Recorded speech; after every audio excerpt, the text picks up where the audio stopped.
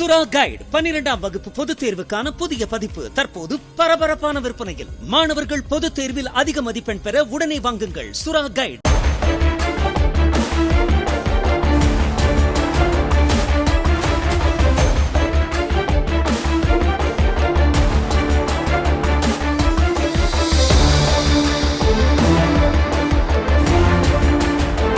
நாமக்கல் மாவட்டம் ராசிபுரம் அருகே மர்ம நபர்களால் கூலி தொழிலாளி ஒருவர் கத்தியால் குத்தி கொலை செய்யப்பட்டார். வேலைக்கு செல்வதாக கூறிவிட்டு வீட்டில் இருந்து சென்ற பழனிவேலின் உடல் கத்தியால் குத்திய நிலையில் ரயில்வே பாலம் அருகே காவல்துறையினரால் கைப்பற்றப்பட்டது. இந்த கொலை பணத்திற்காக நடத்தப்பட்டதா அல்லது வேறு ஏதாவது காரணமா என பல்வேறு கோணங்களில் விசாரணை நடைபெற்று வருகிறது.